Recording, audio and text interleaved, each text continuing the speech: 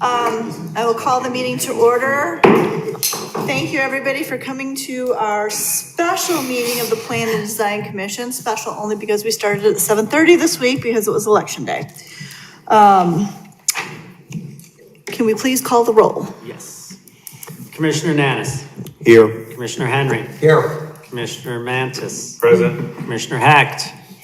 Vice Chair Kirsch. Present. Chair Moore. Present. We have a quorum, Madam Chairman. Thank you. And I'd like to recognize Alex Mendoza, student rep, City Council Liaison, Annette Littlor, and Corporation Counsel, Marcus Martinez, and also Corporation Counsel, Hannah Sied. Is that right? Okay, great. Thank you, Madam Chair. All right, our first item on our agenda is to approve the minutes from the last meeting, which was the regular meeting on October 1st, 2024. Can I get a motion?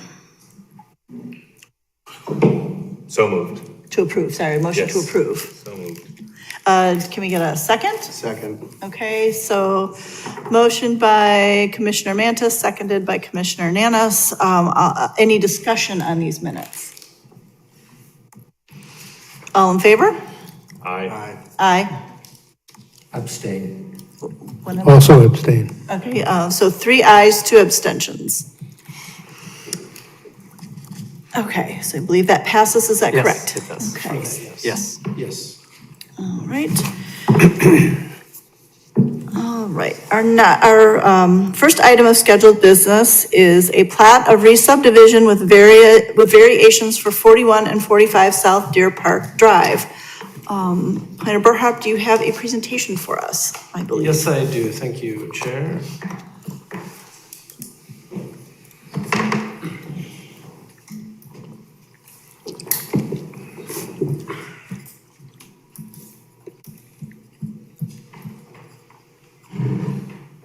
Okay, good evening, everybody. My name is Carl Burhop. I'm a senior planner with the City of Highland Park.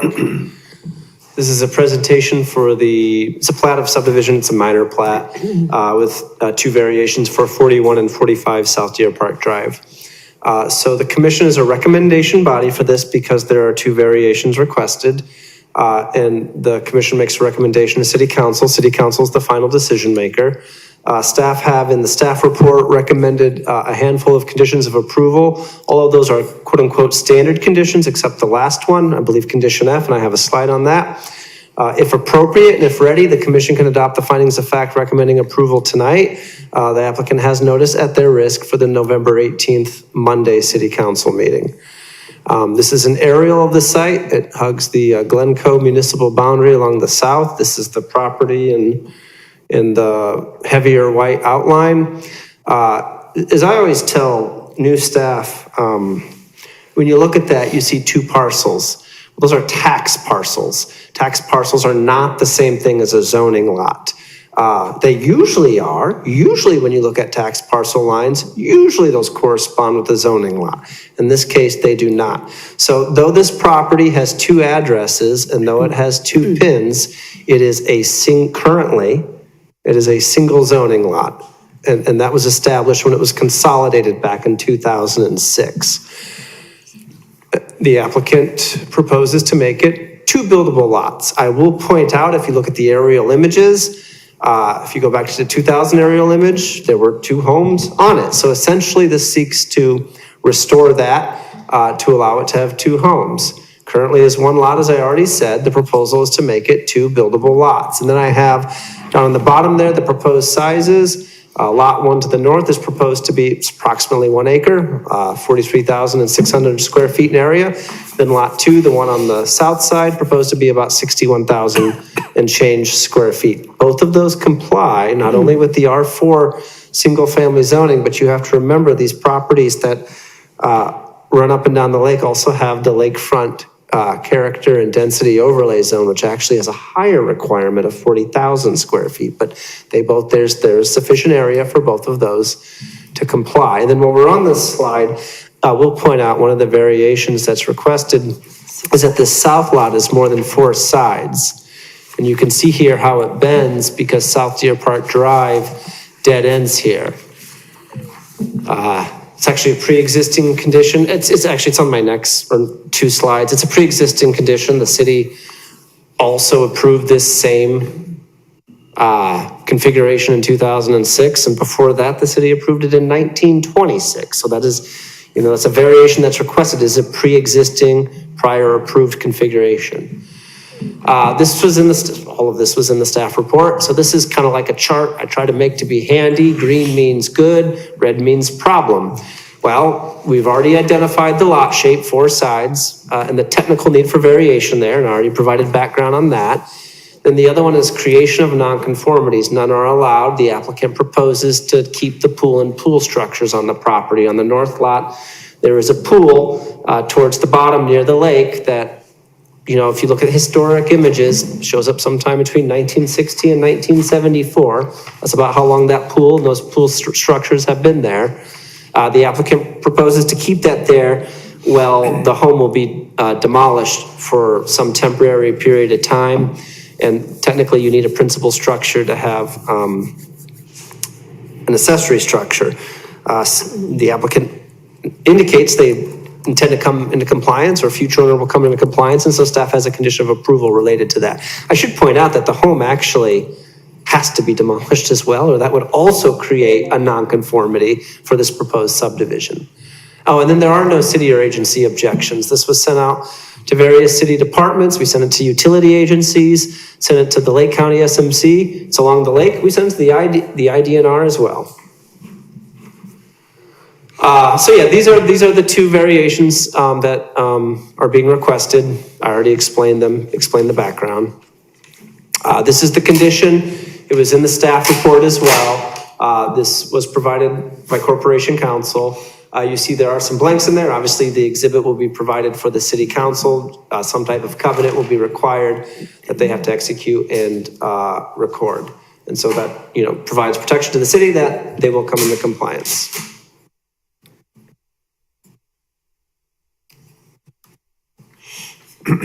And so in this case, since a variation is requested, that is the standard of approval. Variations from these regulations shall not be granted as a right. However, the Plan Commission may recommend and the City Council may grant variations from the regulations contained in the subdivision code in specific cases which do not affect the general spirit, or the general plan or the spirit of the subdivision code. Such recommendations shall be communicated to the City Council in writing. Again, there were findings of fact in the packet. That does not indicate a staff recommendation. That only indicates should the commission be ready, they can adopt those and the applicant can proceed to the City Council. That is my presentation. I can take questions if there are any. Thank you. Do we have any questions from the commission? Oh, yes. Commissioner Henry. Carl, does the staff have a suggestion with respect to the final condition F, that it's recommending in terms of time? We would discuss. And is there, and let me, is there any legal requirement on that? And I guess that would be a question for Corporation Counsel. No, there's no legal requirement. It really is a function of what you think is reasonable and what this type of construction would require. Yeah, I would say, through you, Madam Chair, 2 years. That's what I was going to say. And just understanding how construction So I just takes think, in the community. we as a commission may need some guidance on something like that, so that's appreciated. So do we want to add that to the proposed condition? I would say I'd like to hear from the applicant Okay. first before we make a decision on that. Okay. I just wanted to get, as I said, some general idea on it. All right. Would the petitioner like to come up?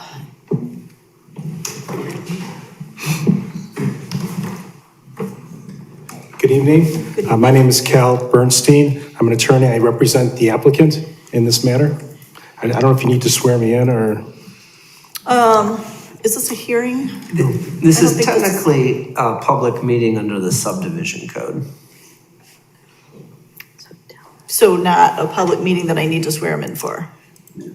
I don't believe that's a requirement. I don't know if it hurts You either, don't but have to, but there's no detriment to doing it.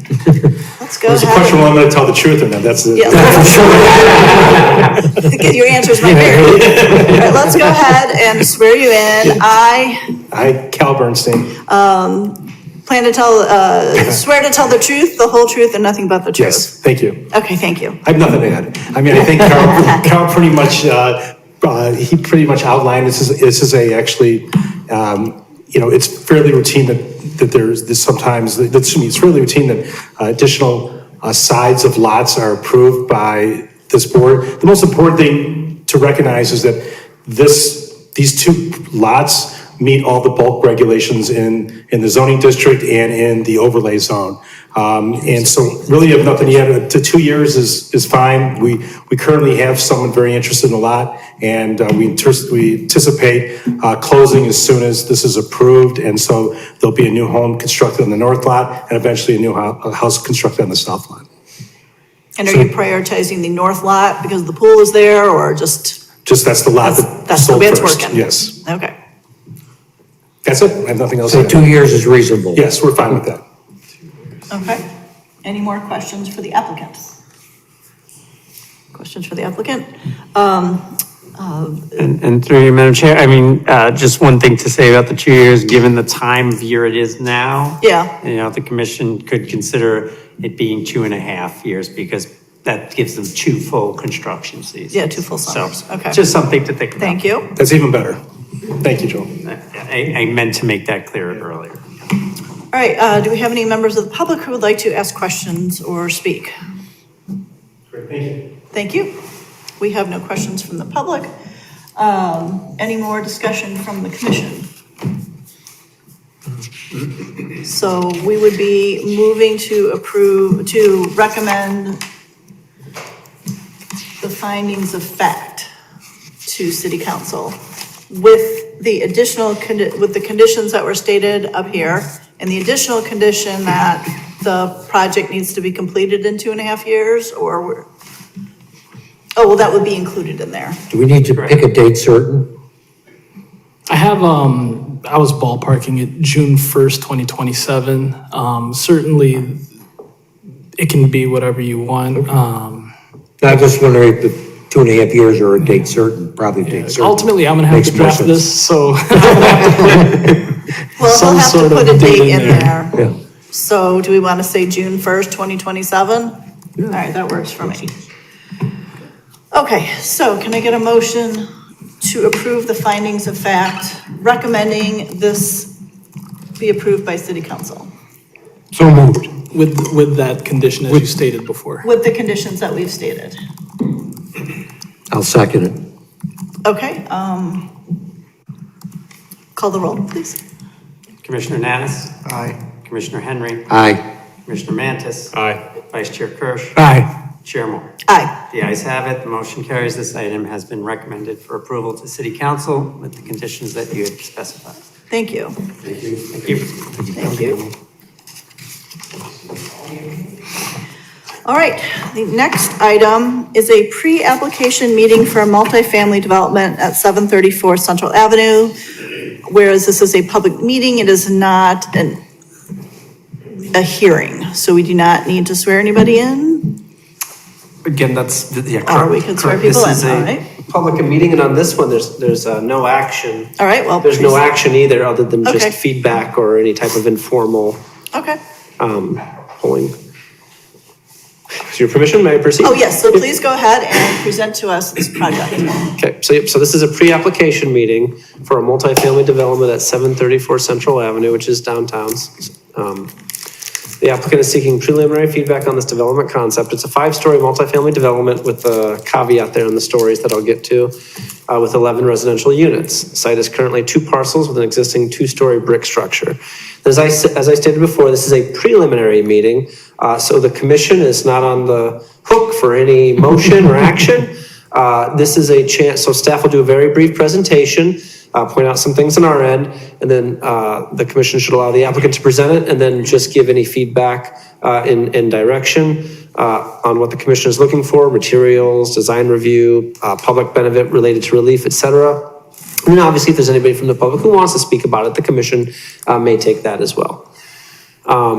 This is zone B45, but very important thing about this development, so you can see that's in the B45 zoning district, and it's surrounded by other parcels that are similarly zoned B45. However, this parcel is basically 10,000 square feet in area.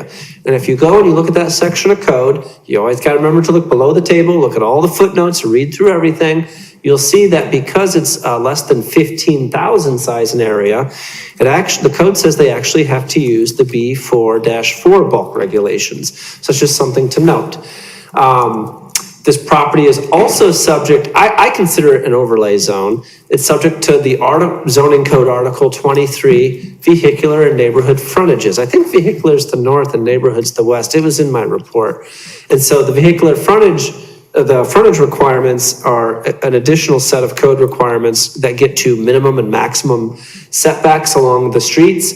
Also gets to blank walls where entrances have to go, transparency, and I feel like I'm forgetting one more thing, but maybe I'll get to it in my presentation. In this district, multiple family is a permitted use, including for ground floor, it's a permitted use. I already indicated the property size, and in this case, based on what they submitted, it appears a PUD, a planned development, will be triggered. And I only have a few slides on this, but I'll cover that. So this is a rendering the applicant provided. There were multiple renderings in the packet. I can pull them up if needed. This is just the one I'll throw up on my slide.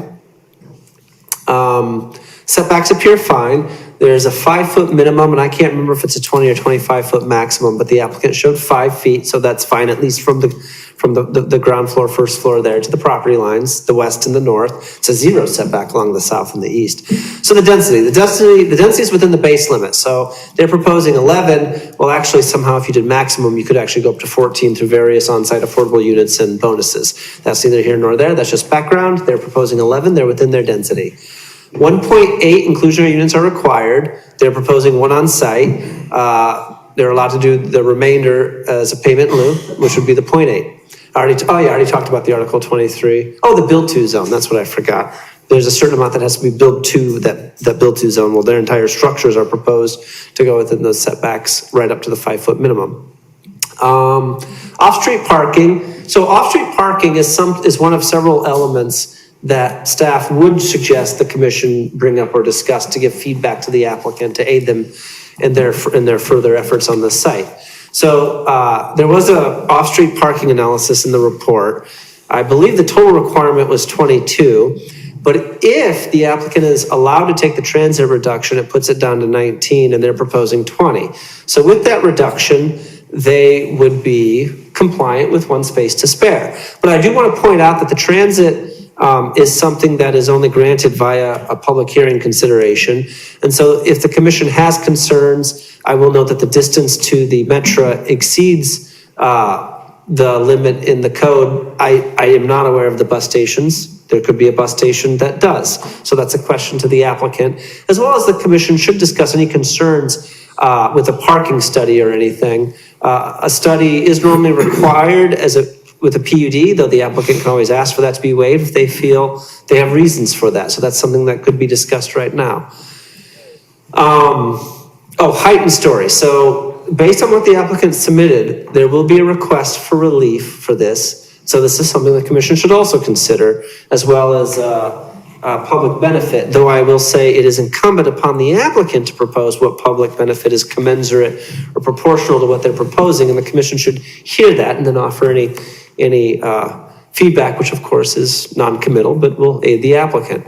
So the limit in this district, so this is where it also, again, it gets back to the fact that this is in the B4-5 zoning district, but this property is not being allowed to use that because of the code requirement that it's undersized. They have to use B4-4. So in the B4-4, there are 2 limits. There's a dimension height limit of 51 feet and a maximum story limit of 4 stories.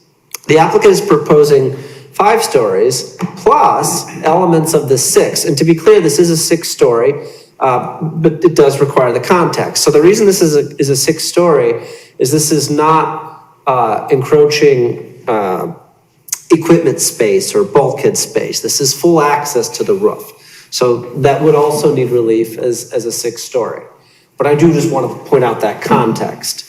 And then in terms of height, the absolute peak height as indicated on this plan is 68.25 feet in height. And again, that is the peak height, as the applicant has indicated here, kind of at the grade at foundation to the absolute peak. And then I also want to point out that in the PUD requirements for this zoning district, the applicant must provide upper story step back of 15 feet along the front property line for each additional story. Oh, that's a typo, forgive me, of building height is what that should be, building height. I don't know if that was not a correct issue or if I actually spelled it wrong, and either way, I apologize for that. And they do show 15 step back here to this story, and then it would also apply as you go on up. And then staff did point out, the last thing staff will point out about height, and this was in the staff report, I don't think this is in my presentation. Staff did point out in terms of matching the building to the west. This doesn't show it very well, but where the building to the west, where the elevator or stairwell, again, kind of jumps up above the roof height. And then, yeah, so this is my last slide design review. I don't have any comments on this other than I would just encourage the commission to take feedback on the colors, the materials. Landscaping, exterior lighting information, that's normally not given for preliminary. Normally that's more at full, but that is something that would be expected for a full submission. And then also, just a reminder that mechanical location and screening, those things come up. And so this preliminary meeting is just a chance to identify any of those issues. Thanks, I can take questions. Do we have any questions? Commissioner Nanis? What's the height of the building, the McGovern building next to it? I will see if I can pull that up while the applicant is providing information. That was built to the height of the B45. It's this 5-story, 63 feet at least. It got some relief as well for various attributes. The step back is being one of them. Got it. Yeah, I wasn't part of this. I wasn't sure Yeah, what was yeah. given. So this is 68 for the height of the highest Where am I point. at? Is that correct, Carl? The elevator Yeah, at the and peak. stairwell. Okay. Yeah, 68 feet and 3 inches. I have a habit of reducing things to decimal. Any more questions from the commission? We have a question from our city council representative, Litterer. I was just wondering if you could clarify. First of all, thank you very much for that 6-story explanation, because in reading through the packet, I was like, wait a minute, there are 6 full stories. So it's nice to know it's just that and it's called that because there's access to it. Are there any 6-story structures in downtown Highland Park area? I should start writing notes so I can follow up. And technically, this is zoned for 4, so they're asking for a variance for the 5th. Am I correct? Well, that's so you're correct that it's 4 stories. I mean, they're technically asking for half because that's 2 additional stories. But then again, I just indicate the context that, this is a full story that's being used. These are not, but it still counts. And the 5th story is set back the way PDC has drafted this. Am I correct? The 5th story would appear to meet the required 15-foot step back. That is correct. Great, thank you. And does the 6-story meet at the additional 15 feet step back? It's not dimensioned, but it does not appear to. Okay, I was just wondering what the dimension of that, what the area Structures. of those 6th floor are. Looks like there's a deck up there that the people can go out onto. Yes, that's our understanding. Yeah, that's access to that deck area up there. So that would be an elevator stop. It's not, Right. my understanding is that's not elevator equipment, which wouldn't count as a story. That's the elevator opens. Right, and you comes get up, out. it opens, Right. and you walk out onto the deck. And it appears that the deck is like facing Central Avenue. Like, if you come up to the edge, you look over Central. Is that correct? They can come, the applicant can certainly come up and describe more. Okay, Yeah. so do we have any more questions for staff at this moment? All right, why doesn't the applicant come up and walk us through the project? Thank you, Madam Chairman. My name is Cal Bernstein. Okay. I'm the attorney for the applicant. We're not going to get sworn in for this. This is a pre-application meeting. I just want to address what Councilwoman Lidauer asked. I mean, again, if they were able to assemble more property, they could build, because this is in the B45, they could build a 63-foot structure. But because this lot is undersized, therefore, they've lost a story. So this is being developed consistent with B44, which there is no other B44 in this area because everything's B45. But for the fact that this lot is undersized, therefore the height is reduced by the code. So what we're seeking here tonight is we're seeking to create a new condominium building, 5-story, consistent with the B45 zoning district, which completely surrounds this property. In addition, we're seeking additional relief for the small little areas above the 5th floor in order to activate the roof. The applicant believes that would be an amenity for the building that would make it desirable. It would create some additional outdoor space because, again, this building is landlocked. There's no open space on the structure. It's basically lot line to lot line.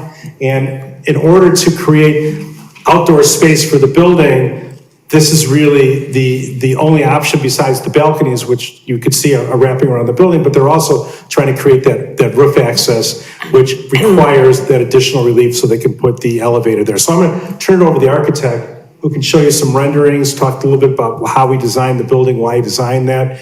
And what we're really looking for tonight is your feedback. So if we feel that, it's something that the city's interested in, we want to pursue this, obviously, that's why we're here. I would mention that some of the other things, inclusionary housing, we're going to comply with. And regarding the public benefit, this is being developed as a plan unit development. Based on what we hear tonight, we intend to go back and work with the city to come up with whatever the amount of the plan unit, the amount of the public benefit that is commensurate with the relief that we're seeking tonight. We're not ready to present that tonight, but we'll be able to present that at the public hearing. So I'm going to turn it over to Nate, and Nate will walk you through the design. Would you want me to pull up the? Oh, Yeah, there's other slides. yes, Mr. Fontaine. I just had one question as we're going to that part of the presentation. Just what is the 5th-story parapet height? That just while you're doing your presentation, if you could specify that, because we know the overall highest point is 68.25, but what is that? It's 63 feet. Okay, thank you. And then I do have a response to Commissioner Nanis. Okay, That development received building height, so received from 5 to 6 stories, so 5 are allowed in that district, and they went to 6. And then in terms of height relief, 63 feet is the limit, and they went to 74 feet and 6 inches. And then they also got relief to the step back requirement for the 5th and 6th floors. On which side of the building is that height? Because I know it's kind of on an angle, do you know? Well, I think in my report, because I drove past the building, I think it's 6 stories if you drive by it on Central, but if you drive it on McGovern, I think it might only be 5 because the parking, I think, is below grade in there. Because of the grade out there, it kind of goes up and cuts into the Yeah, I would building. also mention that that's, as the Skokie Ridge, as the properties, as the central slopes from east to west. This property is at the top of the slope. How the property, if you drive down Central, it goes slopes down. Where the McGovern house, the property you're talking about, that's pretty much at the bottom. And I don't want to put words in the city's mouth, but recollect, my recollection when that was approved, they took into account the fact that it was at the bottom of the ridge to allow for the additional height. So that's my recollection. thank you. Okay. Oh, forgive me, I can read it. Okay, so I'm Nate Kipnis, I'm the architect. Okay, I just do want to point out that elevation view, okay. Whatever, I can put up whatever you'd like, sir. Yeah, can you go back to the elevation view? So there are 2 units on the upper floor, and because of that, we have 2 what we call dog houses popping up. They're not shown on here. They're not visible from the street, which we'll see on this next rendering, but I do want to point that out. That's the elevator and the main stair going up, so then the other 2 units have a stair, so each unit has 2 exits on the way down. So can you go to the rendering? I did just provide a couple extra renderings. So this is the building in context with what's there, and we still need to tweak where this touches the building to the east just a little bit. But if you could go to the next ones. There you go. Oh, I can do that. That will allow you to do it. No? I don't know, what am I doing here? Just the arrows. Okay, there you go. Okay, so this is from across the street, slightly to the east, and you can see just the top of that elevator enclosure coming up. This is a very difficult site with where we can locate stuff with the parking on a 100 by 100 lot with the aisles and everything. We cannot get that to go back. That is 19'8" back from the front to that face of the elevator off of Central, off of the property line. And then there's also this view from the west, and you can again barely see that. So that may be something that we can color correct or something like that. But really it's, in my mind, pretty insignificant. I don't know if there were any other specific questions I could help answer.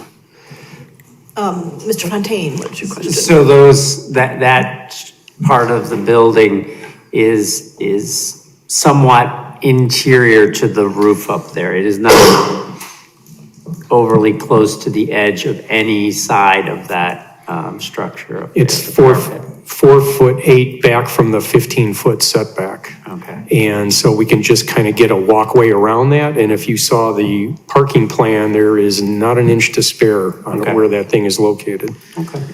And I would just. Thank you.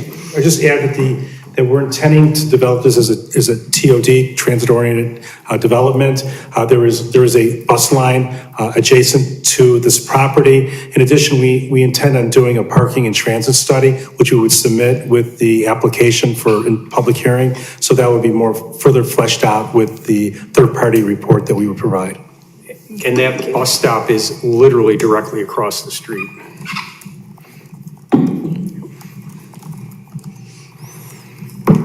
Is there a bus stop on that side of the street in order of going to the train station?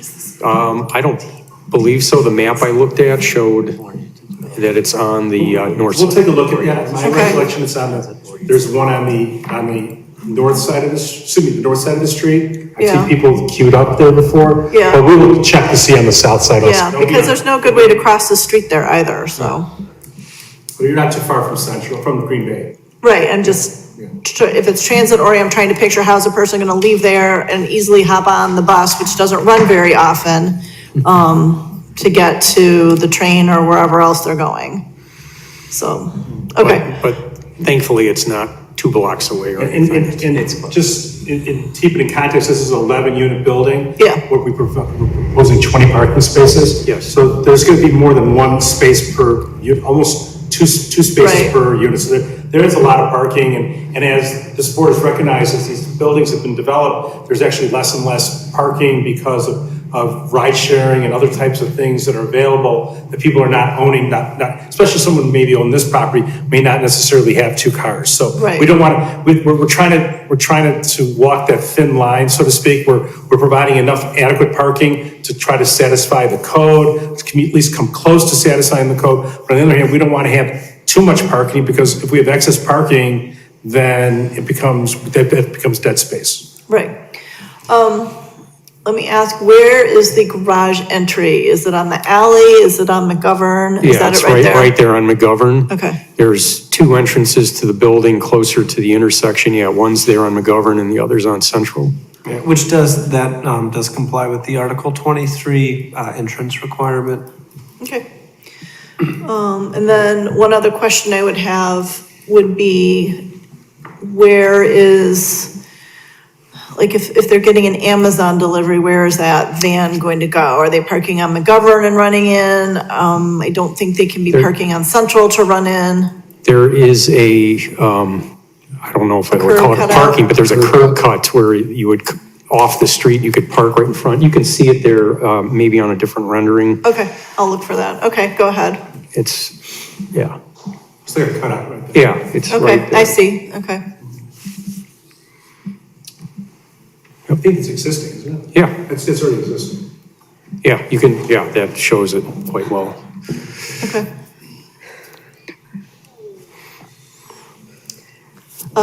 Mr. Fontaine?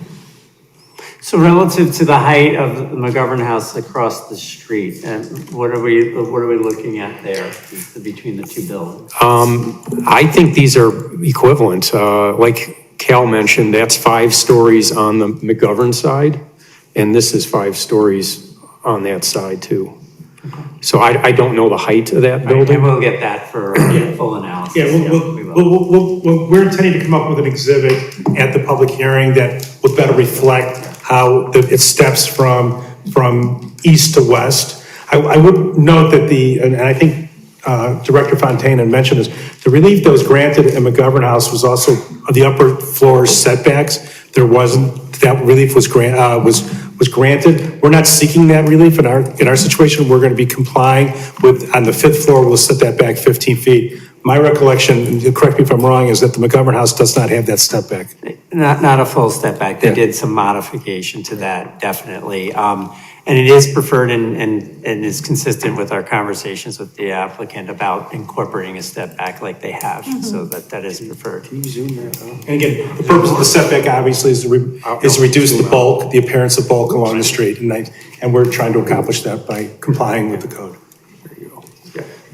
Okay. I feel like I interrupted your presentation, so please We continue. really don't have much. Okay. So we have, do we have more questions?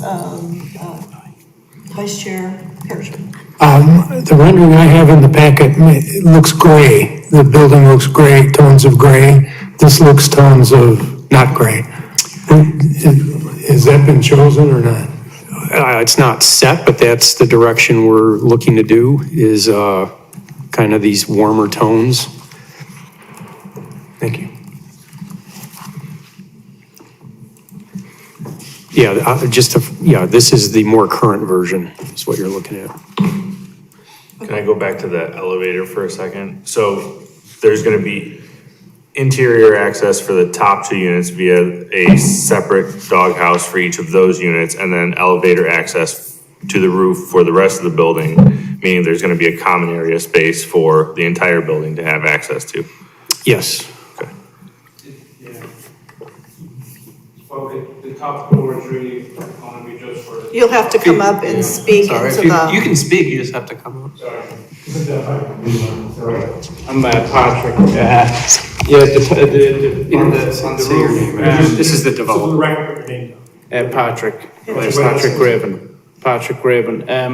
On the roof, it's just going to be for the top 2 units, private to the top 2 units. okay. So they're each getting an elevator? No, just the one elevator. There's one elevator that each unit uses to, so there's a common area on the 5th floor that they take the elevator up to the roof.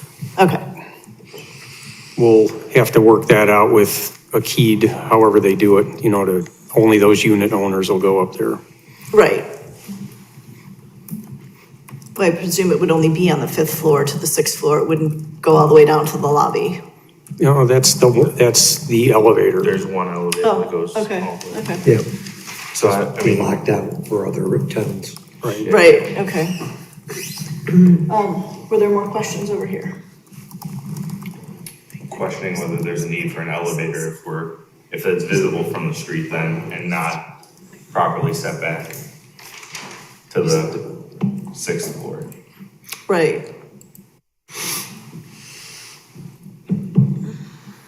You're saying instead for just the staircase, you're saying to the access If to they've the got the roof? dog houses with interior staircases from each of the respective units and the roof deck is going to be for the exclusive for the exclusive use of those 2 units, then why have No, the other. elevator that goes up 1 story, and that is going to be Yeah. needing a variance for the setback?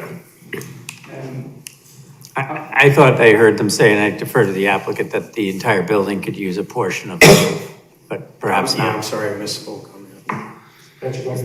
Yeah, I just, clarity on that, is that, what is the plan for the roof then? So the reason we are suggesting to put the elevator in there is basically if someone older buys, buys the top floors, they need access through the elevator to get to the roof. That was our thought process on it. And that's not an inexpensive perk to do that.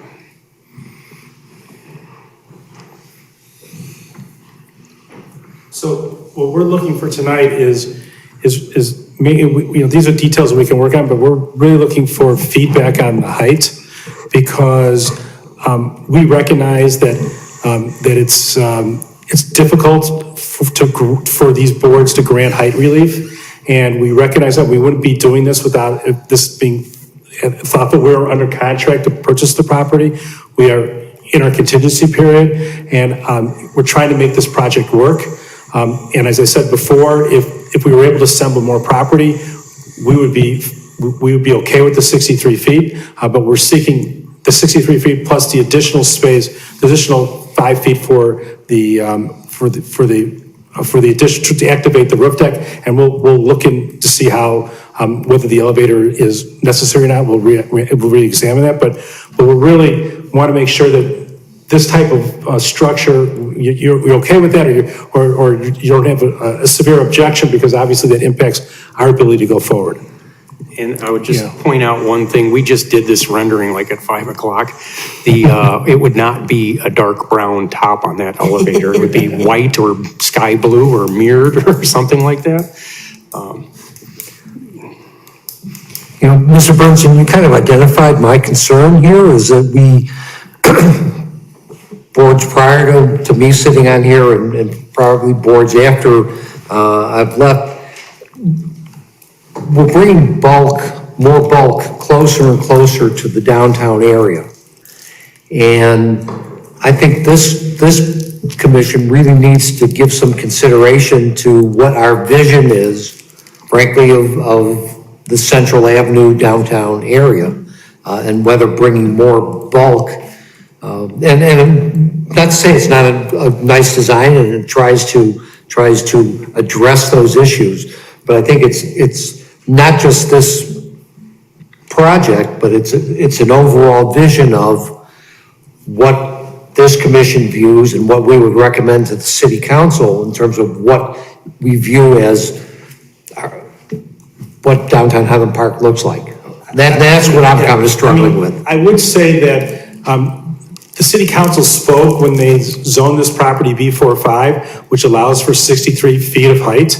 Well, yes and no, though, Mr. Bernstein, because of the reduced size, it says it's B45, but because of the reduced size, it goes by B44. So yes and no. I don't know what the policy behind, that footnote in the code. I can tell you that if, by zoning at B45, which allows for 63 feet, the council obviously contemplated that there'd be a 63-foot building on this property.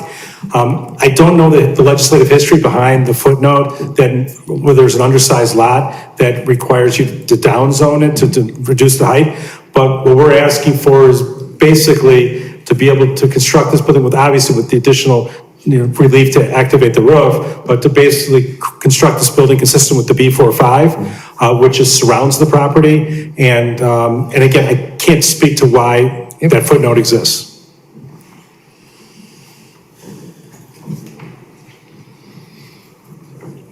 So my concern is that we are, like you were saying, we have the big McGovern house there.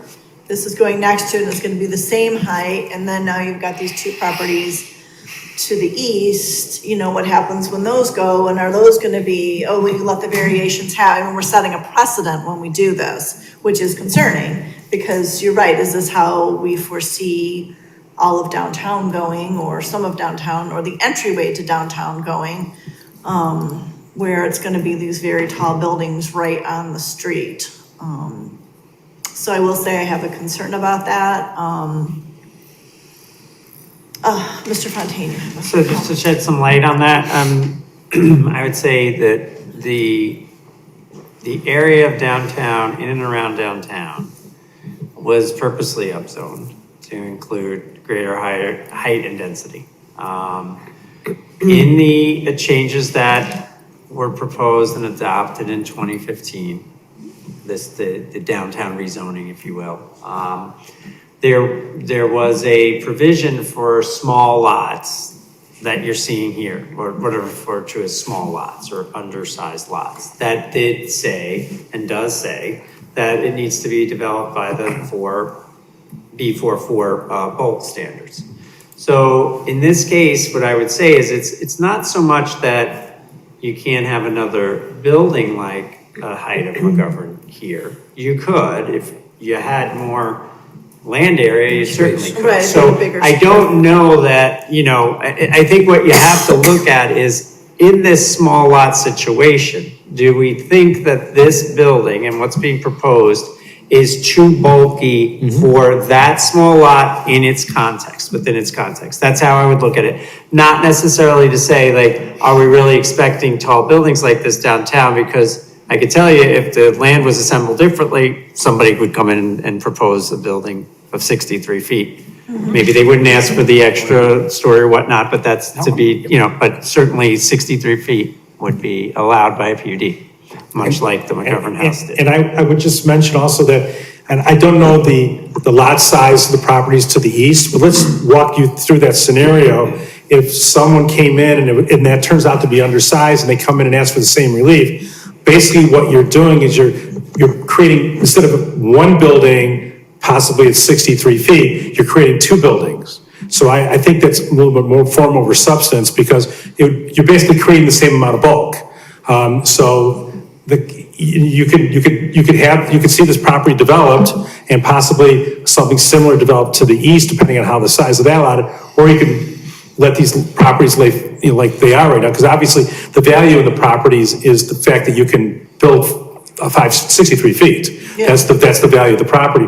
So the question is, do you wait around to see if someone's going to come in and assemble more property? That could take years or decades for someone to do that, because we don't know if the properties to the east are for sale. Right.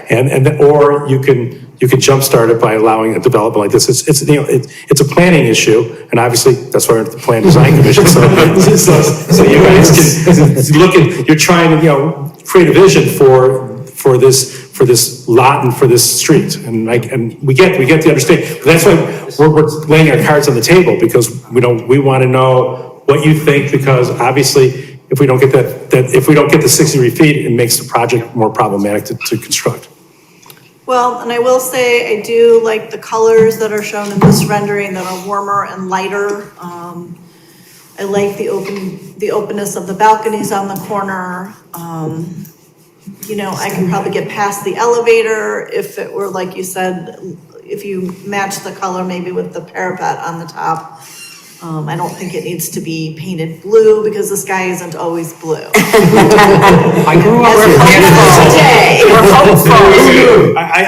The sky's always blue in Highland Park. That's the sticker on the window. Said the man with a kid in Colorado.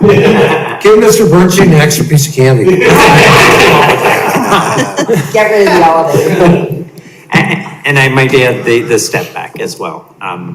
We thought, as the staff, that's important that not be requested for relief, that step back on that upper story there that you see.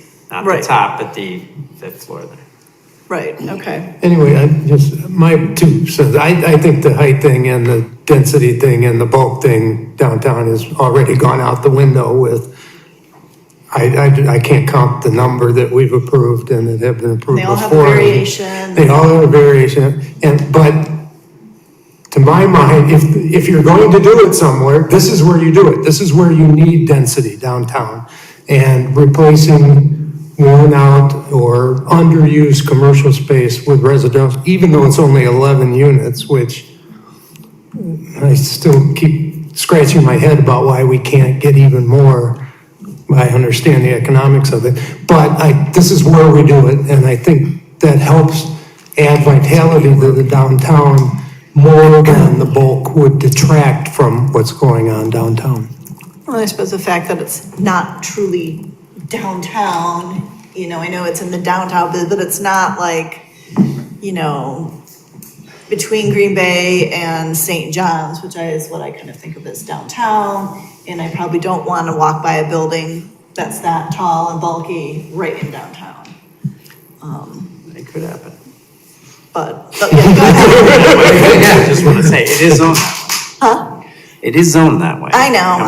Okay. So someday somebody could come along after I'm Correct. no longer on the commission and do that, but, I mean, there's also the wedding cake theory of zoning where you keep the density in the middle and you step down as you go further out. So this is Yeah. right next to the central business district. So very similar to other developments that you're building around the business core. right.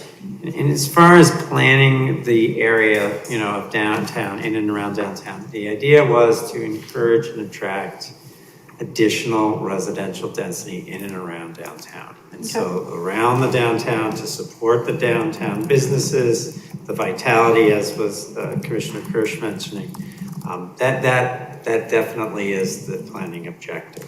So This is true. All right, so do you have have we given you enough feedback? Are we okay with the height as it is presented here? So I'm generally Well, it's good not with 5 okay. stories. I just have questions about the elevator. Yeah, That's we'll my- rethink that. We'll go back and look at it. Okay. And Yeah. We'll make a better presentation about that when we come for a public hearing. Yeah, I'm generally okay with this. I'd love to see like from like a elevation perspective, like how it matches up or doesn't match up to the adjacent property. Just again, wrap my brain around like the elevation of all the stuff. I'm also sort of flabbergasted. It's only 11 units because personally I'd like to see more. Just because I want more people in Highland Park to support the businesses and grow the town. But yeah, generally I'm cool with this. All right, Thank you very much. Thanks. you're welcome. Thank you for coming. Thanks for being here. thank you. Have a good evening.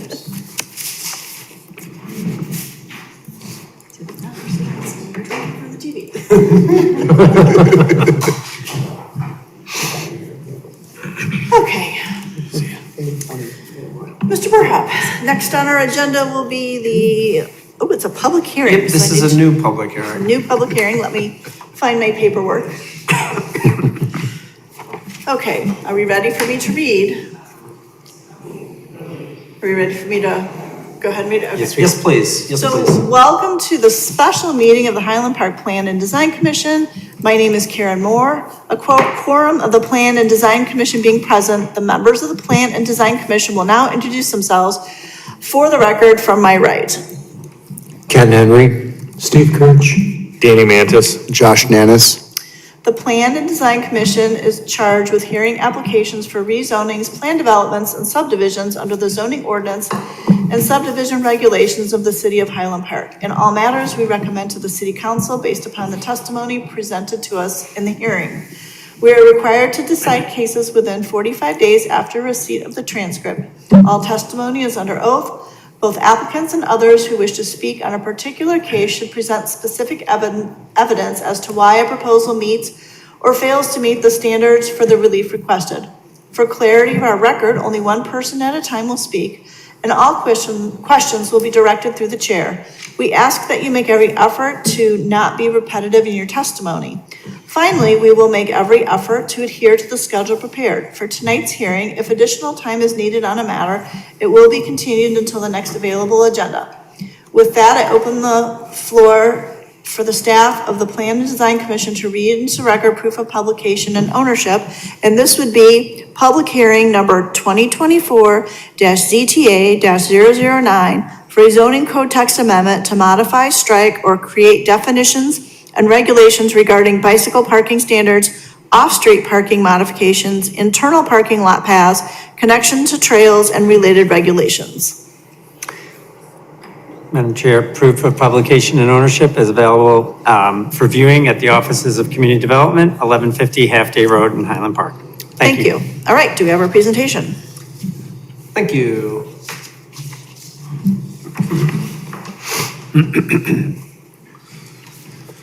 Thank you. Again, my name is Carl Burhop. I'm a senior planner with the City of Highland Park.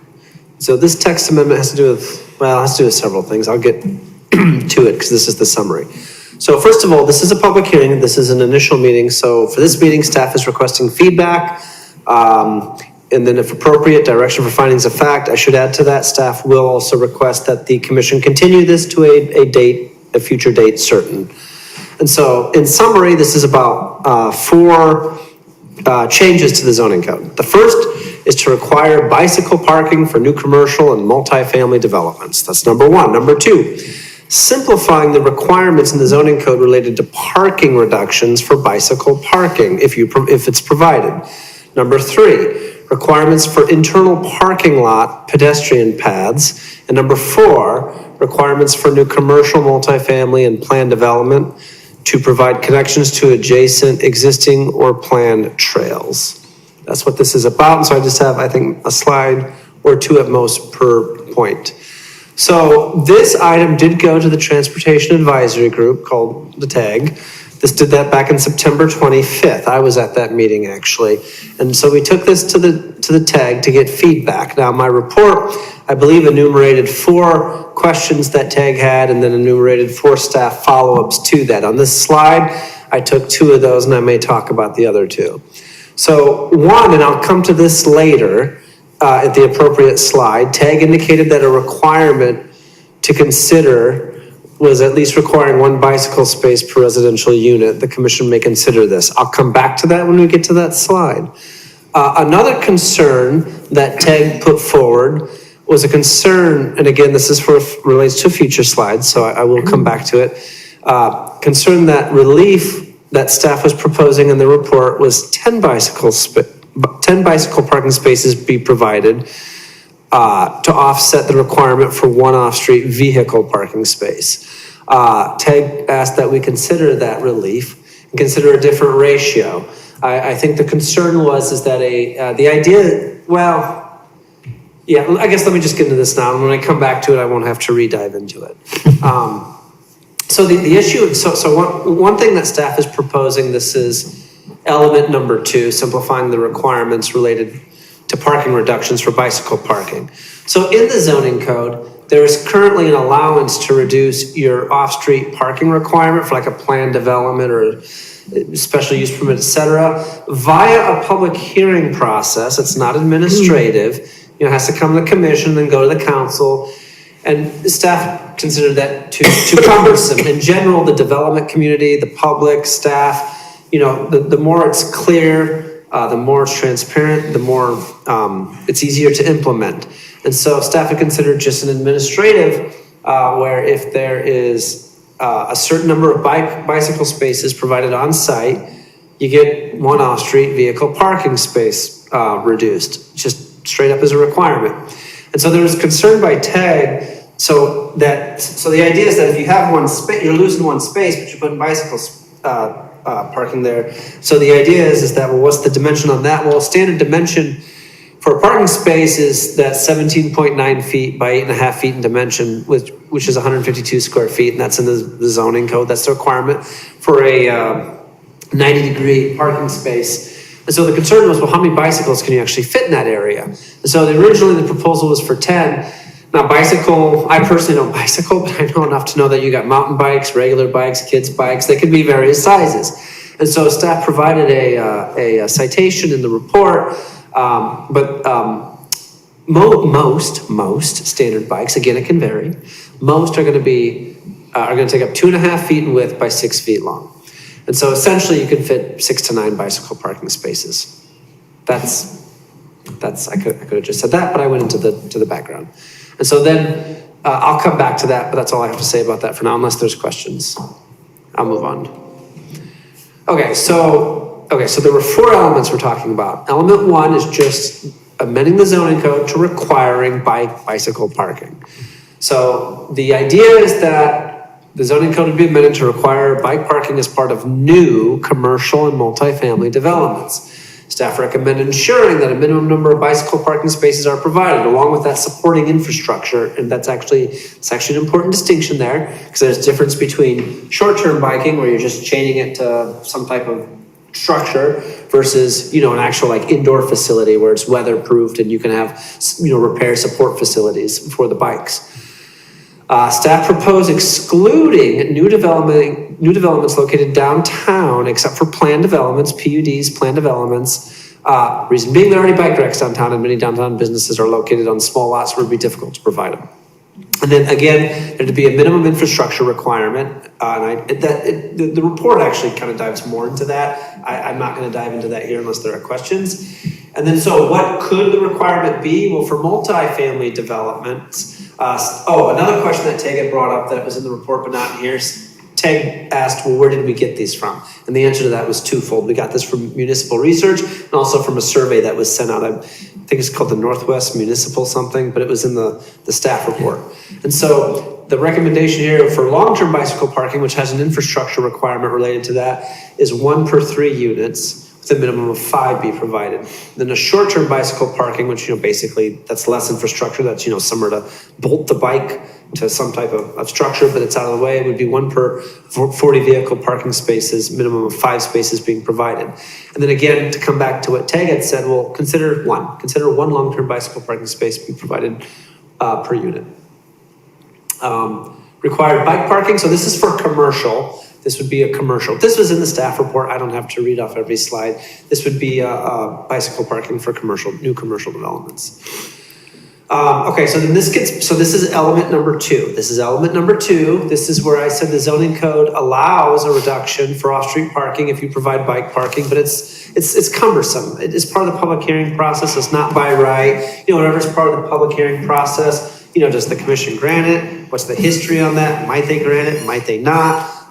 So staff recommends something more specific, and I already dove into that. And so the suggestion or recommendation put forward based on Teg's good feedback was that actually should consider requiring somewhere between 6 and 9 bicycle parking spaces, long-term bicycle parking spaces, to get relief for one off-street vehicle parking space. Any questions so far? Yeah, does staff really consider that to be an equivalency if they allow 9 bikers to park there to get rid of 1 parking space? Whereas, we see before this, at least in the short time that I've served on the commission, many of the applications that come before us is for parking relief for vehicles. So is there really an equivalency between reducing a vehicle parking space for nine bicycles? And I guess my second question is, and maybe it's premature, what will, in terms of commercial developments or even residential developments, what will having bicycle parking requirements? Because as you point out in the report and the material that we've been provided with, at least for residential, maybe even for commercial, you're talking not just bike racks, but you're talking weather protected structures probably for bicycles. So I'm just wonder about the rationale for both those items. And Director Fontaine, have at it. If I may, Carl, Please. Madam Chair, if Yes, I may. So, look, the code that we have has this incentive that's never been used. It's entirely unwieldy to administer, and it's impractical. So that's the starting point. I strongly recommend getting rid of it. Okay, in some fashion or form. Having said that, so what are we trying to do? So you're looking at, okay, what is the area of a parking space and how many bikes can you reasonably fit in there, right? So you want to say to people, if you're gonna provide biking, you can not have a parking space if you do this many, 6 to 9, whatnot. Most of our communities built out, we have existing parking lots. So if we want to encourage the transition, or ease, I should say, let's say ease, encourage might be even the wrong word, but ease the transition to providing more bike parking facilities, we should not require them to get a variance from a parking requirement so they can provide bike parking. Instead, we should say, hey, listen, we will make you do a variance by reducing your parking by a space to create bicycle parking if you provide this number of bicycles, parking facilities for bike parking in that equivalent space. So that's the logic of that. It facilitates it. I realize that's mild in terms of encouragement, but right now there's just straight out barriers. You know what I mean? It's like, so I have to get a variance if I do this? Well, yeah. You know, that's not great.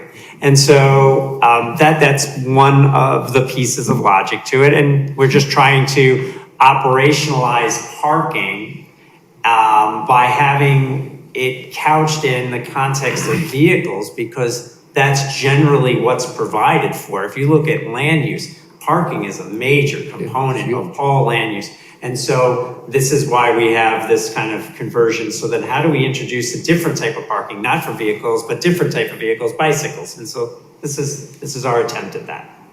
So that's really what the logic comes down to. Yeah, there's no magic sauce there. It's, can you fit a certain number of bikes within a parking spot area? And would you want to have people have to get variances to do that or not? Or how do you make that happen? And then for new development, we'd like to see folks actually provide it. It's something that should be provided, not just, well, you know, the developers, some are more enlightened about bicycle parking than others, and that's true, but we'd like more of a community-wide standard. And that's part of what like Move HP, our bicycle plan essentially calls for. And that's what part of this is implementing some changes that were called for in that plan that was adopted in late 2020. So in the previous slide, I thought there was a recommendation that TAG said 1 spot per 3 units with a minimum of 5 spots provided. Down there at the bottom in a multifamily development, long-term bike parking, 1 per 3 units. That might be 1 bike for 6 people, or if you've got a family there, if you've got a family, you might have 4 bikes. Right, So it's a good point. now you're encouraging people to like park their bikes in the unit, which might not be safe if it's an electric bike. Carl, can you just clarify what you meant by TAG consider 1? Because I think TAG was actually thinking it should be 1 per unit. Yeah, so the original staff recommendation yes, was down there at that the 1 bottom. long-term bicycle parking space be required per 3 units. And so TAG had considered, well, actually, should it be 1 long-term bicycle parking space per 1 unit? So in other words, require more. Okay, right, okay, and I even think that's kind of small, but, all right, whatever, all right. Well, you know, we're here for feedback. I mean, Correct. this is a feedback session. It is a public hearing, but you know, we welcome feedback. And so if the commission Well, and- thinks 1 per is more appropriate, And then maybe by all you means. have to do it by like bedrooms in a unit, you know, if you've got 3 bedrooms, you're assuming you've got 3 bikes. 3 bikes or 4 bikes. You know, maybe the parents each have a bike and then each kid has a bike. And I also will point out, since we're kind of talking what should be required, the one thing I did not mention from TAG in my presentation, but it was in the report towards the beginning. The other thing TAG wanted to know is they wanted to know, well, what is the private market actually providing? And so I did provide brief analysis of the past 2 PUD residential developments, the Woolbright and the Park Sheridan. Yeah. And I can pull it up if I have to, but that gave the dimensions of the spaces that were being provided for indoor biking for those developments. Just to indicate what the private, not suggesting the commission has to take that, but just to show what the private market was providing when it wasn't a requirement. Okay.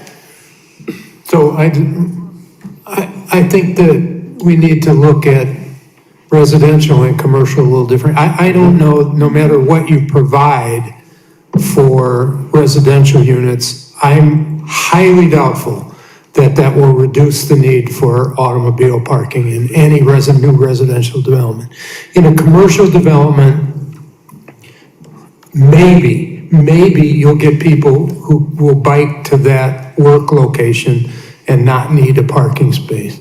I don't know how much that will reduce it, but I honestly, I'm hard pressed with the data we have. And I know TAG and I know the Move HP people worked on this a lot. I get the vision, but I'm just hard pressed to see the data where any sort of parking reduction is going to be forthcoming from that kind of, just by providing bike spaces. I think most people use like, they have a bike and a car. Yeah. And if you're doing this where 6 bike spots equal a parking spot, that's like, are all those 6 people sharing a car? You know, or you're not getting 1/6 of each car out of there. I mean, it doesn't, the math doesn't add up. Plus, look at what it might do to development. Let's just take that plan we saw just before this hearing. We're talking 11 units on a small footprint. And let's say we had a requirement that they have 1 bicycle spot long-term, which means indoors, or at least protected from the elements, for every unit. What would that do to even a development like that? Yeah. Probably had another story. Well, that's kind of where I was, that's what I was thinking when we were having the conversation about letting the market take its course. Like, we live in a suburb, right, which is the point that was made in the packet. But it's for exercise, right? I don't think people are gonna necessarily use it by and large to commute, at least not in my limited experience. But when you're talking about a multifamily development, it's more gonna be an amenity than a replacement for anything, right? Like the end user, the renter or the buyer of a condo are the ones that are gonna dictate whether or not that needs to be there or not. And it's hard for us to say, well, it should be. I think the commission is looking at it as you provide the bike parking and therefore you don't need the parking for the vehicle, right? I would argue that that's not necessarily, while we may have that be an equal exchange in the eyes of whether or not you need a variance or not, Right. I don't think that's really what we're couching. Okay. We're saying, look, how do we provide for bicycle parking in the community reasonably in already existing places and in new places, right? So in this case, yes, if we had the requirement, that would be a minimum of 5, or, you know, in what Carl was saying, 1 for every 3 units. So the minimum would be 5, and that 1 extra space with the TOD reduction, by the way, would be basically bike parking. Remember how we had that presentation just a few minutes ago? There seemed to be 1 extra space if you took into account for the TOD parking. So then that would need to be dedicated to bicycle parking, Yeah. which is an amenity to residents, so they don't have to have bikes in their apartments, true. And it does encourage that form of transportation also. I'm not saying that it's replacing all the trips that would otherwise be there. It's how do you practically provide for bike parking in the context that we have. We have a context in which if you wanted to do that as a building owner, you'd have to get a variance. And Right. so do You don't we wanna want have to to go through that say process. through our laws, we don't want you doing that, is basically what you're saying. And the hurdle's high to go get a variance for that. And the incentive in the current ordinance is just so clunky and cumbersome. Nobody's used, it's just ridiculous. So I guess that's really what it is. It's not that we're saying, hey, listen, you're gonna get the trip reduction that you think here. It's more about how do we provide for this alternative form of transportation that's in addition to vehicles in suburban settings, most likely, like you're saying. Well, so it's actually a 2-part thing. Yeah. One is how do we streamline the process? Right. Which I'm all for. Right. Yeah. frankly. There's no reason for Definitely does streamline. those kinds of items to come before the commission. I get that.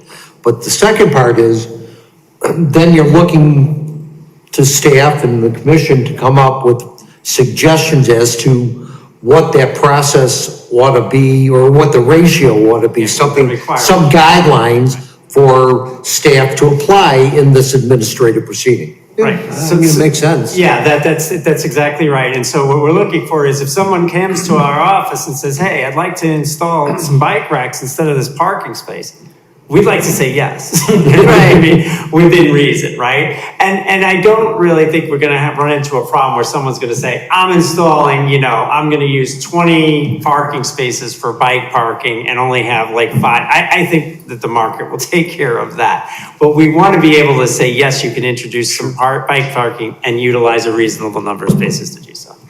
And then vice versa, with new development, we'd like to say, hey, think about bike parking because it's an important part of the transportation network. So that's really the gist of it. Got it. All right, thank you. Thank you.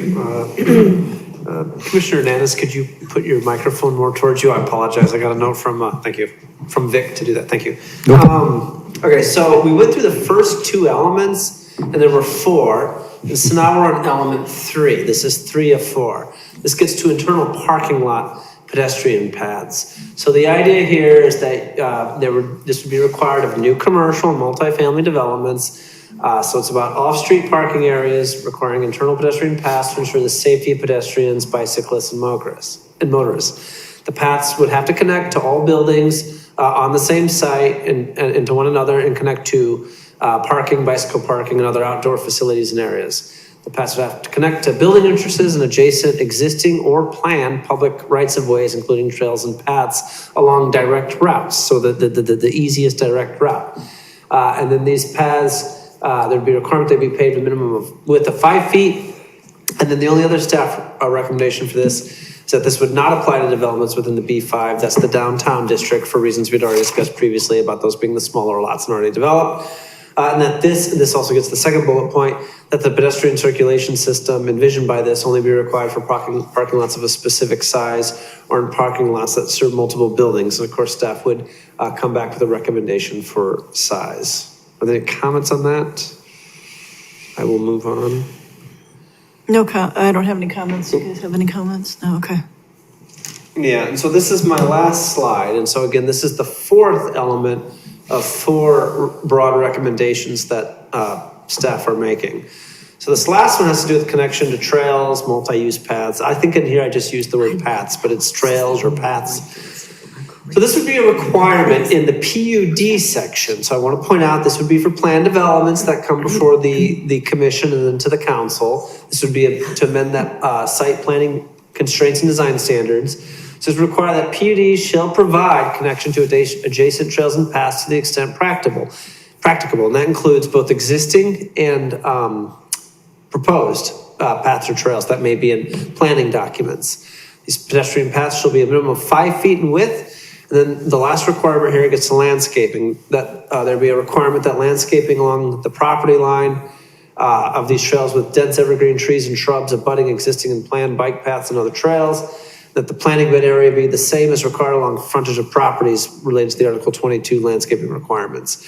That continuous hedge with a maximum of height of 3 feet along the lot lines that abut any existing or planned bike path or other trail be provided, and that one evergreen tree should be planted every 30 feet. So that is that recommendation, getting to connecting with other trails and paths, and then also screening them from the property. And then I can take, again, I think that's everything. I can take any questions or comments. This is also a public hearing as well, and the commission should take public testimony if any. Go ahead, Commissioner Henry. On this last portion where we're talking about adding evergreens or deciduous trees and shrubs along those paths, first of all, are those paths required to be 5 feet now or 3 feet? Or is there any requirement? So this gets to connecting to if there's other trails or paths off-site. There is no requirement for that right now. The current requirement is there's a parking, there's no requirement for this, no. That's the simple answer. And so the shrubbery that we're talking about would be in addition to pedestrian paths being a minimum of 5 feet? That's right, so it's actually correct. So That's you're correct. talking probably 6 or 7 feet. Yeah, I think it's Ultimately. usually 2 feet width. It depends on the plant, obviously, but 7 feet minimum, yeah, that's right. Yeah, so 7 to 9 feet, actually, if you're talking 2 feet On each side. on each side. That's correct. Okay. Yes, sir. Do we have any, I'm trying to remember where this would be applicable. Is there any buildings or developments recently that don't have this connection that should? I'm trying to wrap my brain like where this would. Well, only one development comes to mind, and it came to this commission and the council for an amendment perhaps 2 years ago. It may have been 3, but it wouldn't be more than that. There's a development on Compton and Livingston. It's called the Hidden Oak development. And they're a 10 single family home development. And I believe they did it as part of their public benefit, because again, this is not codified right now. They abut a combination of park district and city property, and they did provide, as part of that proposal, their public benefit, a connection to an existing trail on that public property. Does that respond to the question? Yeah, I hope? yeah, no, that's Okay. perfect.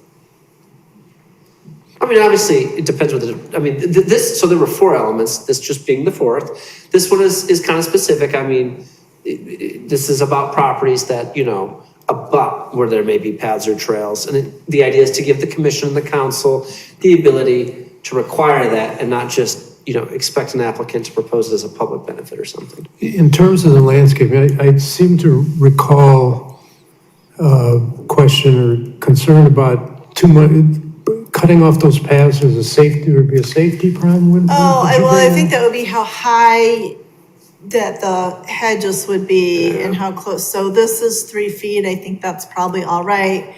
But we had talked about that with respect to the Skokie Valley Trail Yeah. west of the tracks on the west side of town. And I feel like they wanted to put up a wall of trees at the back of each of those properties. So in effect, the biker would be going down a tunnel.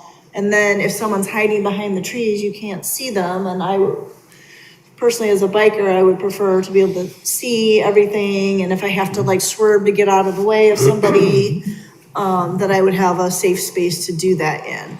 Now I'm thinking if you're limiting the height to 3 feet, then you can probably still see anybody coming along, if you're joining a path, that you would be able to see somebody coming along. It might be hard to see a trike, but a trike is with a parent. You would see the adult there before you got to the intersection, so. I have to say that's not an accident, because I remember that conversation as well. My hat's off to you two for having the sharp memory. Yes, so you're right. The discussion was something to that extent, and I don't believe that 3 feet was accident. I think it was intentional and related to those comments. Yeah. Yeah, because there was a balance between the aesthetics and trying to improve that buffer versus safety and visibility and things like that. Right. Yep. And I don't know that we have to hide everything, I don't think a bike path is so ugly that we have to hide it behind some trees, if you just put some shrubberies and flowers or something in, probably be beautified enough. Well, I will note, excuse me, Sure, go Madam ahead. Chair, but in some of our other hearings of late where berms and buffers have been such an issue, the difference, to your point, is that this commission, as well as residential areas, have said, when we're talking about something that's commercial, something that's industrial, we want those kind of things. But to Right. your point, if you're dealing with a bike path, Right. and something that people view as part of parks, do Right. we need that type of thing? Because frankly, the one issue I see, and I'm looking at this from a council perspective, in the sense of budget and paying for this, we're talking about where do these dollars come from? And in terms of development and requirements, that figures into the price. When we Right. talk about a public benefit, what's the dollar value on that? Are people going to want to come to us with developments and proposals when we are requiring that a certain amount of space, which is what they're paying for, has to be put to this? And are they gonna have Especially they like might those have little, the 5 feet wide for the path, but are they gonna have another 2 feet on either side? with bushes that we're I mean, paying. we don't hide The taxpayers are paying for, excuse me. Right, we don't hide our sidewalks, No, we don't. so I don't know why we have a need to hide our bike paths. I mean, I think it's a lovely thought, but Yeah. I do think we're talking about buffering something very different than what you all have been dealing with in terms of the commercial areas and the industrial. Okay, do we have any more feedback to give to the staff? Does the public have any comments on the on this particular text amendment? Okay. Do you have enough feedback to go on, or do you need more feedback from us? I took notes. Staff will make edits and revisions as appropriate, and I just recommend that the commission continue this to a date specific. Okay, do you have a date in mind? Well, not the 19th, either December the 3rd or December the 17th. December 3rd, my concern would be, we could try to have something ready for then. The whole week before is the Thanksgiving week. If we did do December 3rd, I would ask the commission indulge if we had asked for another continuance, or the commission just could continue to December 17th. Director, did you have any recommendation on either? No, I don't. So you could do the 3rd, but if need be, indulge us if we ask for a continuance, or just continue to the 17th. I think the 17th is probably fine. I think that's good. So can I get, assume we need a motion Yes, to you do. continue this till the 17th of December, is that correct? Yes. That's correct. So moved. Okay, can I get a second? Second. Okay, so, all in favor? Aye. Okay. Or you didn't need to do a roll call vote for that, did we? No. Not for that, Madam Chair, but I just want to say, so notice is actual. This item has been continued to December 17th in this room at 7 PM. Yes, at 7 p.m. 7 a regular, 7 p.m. on regular December. meeting, yes. Regular meeting of the Plan and Design Commission. Thank you. Alrighty, so now we will go ahead and, this is also a new public hearing. So this will be public hearing 2024-CTA-010 for a zoning code text amendment to modify, strike, or create definitions and regulations regarding electric vehicles, EV charging stations, EV principal or accessory land uses, EV bulk regulations, EV off-street parking, EV landscaping, and other related EV regulations. So welcome to this special meeting of the Highland Park Plan and Design Commission. My name is Karen Moore. A quorum of the Plan and Design Commission being present, the members of the Plan and Design Commission will now introduce themselves for the record from my right. Ken Henry? Steve Kirch, Danny Mantis. Josh Nanis. The Plan and Design Commission is charged with hearing applications for rezonings, plan developments, and subdivisions under the zoning ordinance and subdivision regulations of the City of Highland Park. In all matters, we recommend to the City Council based upon the testimony presented to us in the hearing. We are required to decide cases within 45 days after receipt of the transcript. All testimony is under oath. Both applicants and others who wish to speak on a particular case should present specific evidence as to why a proposal meets or fails to meet the standards for the relief requested.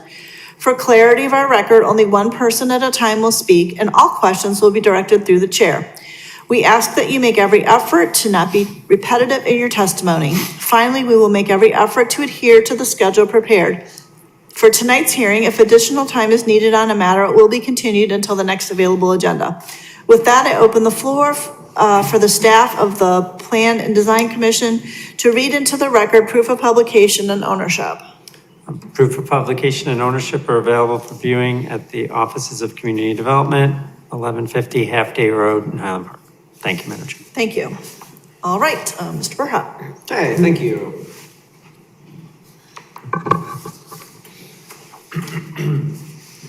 Again, my name is Carl Burhop. I'm a senior planner with the City of Highland Park.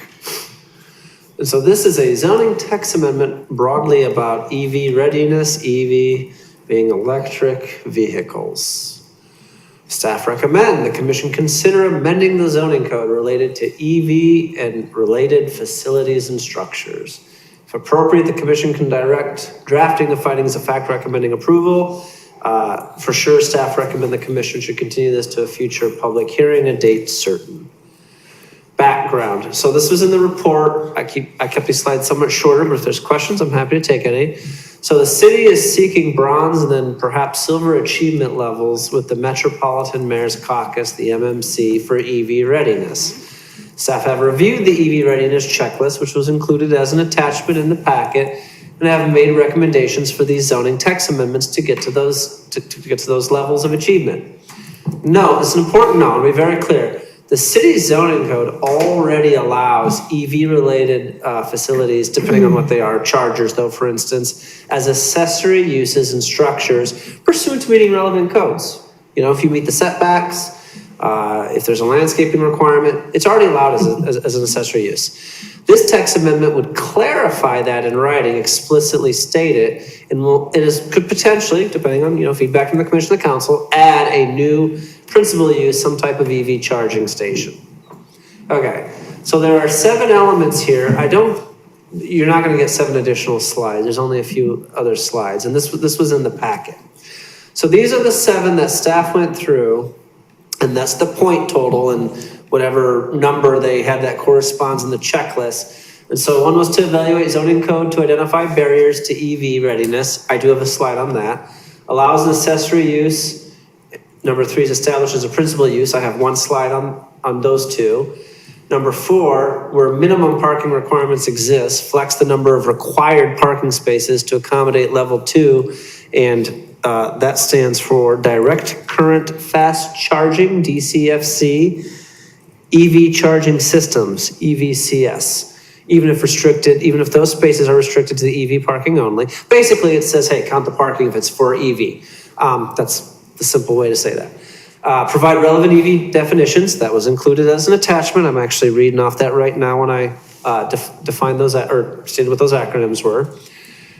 Design review consideration. I have just a brief comment on that in another slide, and then add as a public benefit. Okay, so that's what staff went through, and if these amendments were made, that would put the zoning code in a position where bronze could be achieved. This is actually a multi-pronged effort throughout the city. The staff report got a bit more into that. Okay, so number 1, evaluation of barriers. Now, this is something that I am bringing up because staff does want the commission's feedback on this. So in terms of getting I want to be clear here, in terms of getting the points, we merely need to provide an evaluation of the barriers. Doesn't mean we have to change anything, but we need to evaluate it. So in doing that, staff identified setbacks and landscaping. That's the top and the bottom bullet point. So those are potentially barriers depending on where these types of facilities are going to be placed. We would put to the commission, does the commission want to consider allowing greater encroachment within required setbacks to allow greater flexibility? Then staff put suggestions there. Those are not recommendations necessarily. Those are suggestions to stimulate conversation and discussion. So would the commission consider allowing encroachments, but still have a minimum 3-foot setback in all cases? Or perhaps if it's a single family district, must meet at least 75% of the requirement for a setback in a single family district. Again, those are just discussion points.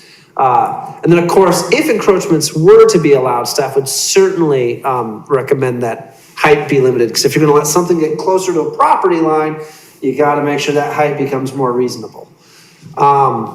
8 feet, staff's research has indicated most of these electrical vehicles charging stations can be 6 to 8 feet. So 8 feet was a number that I had put in the report.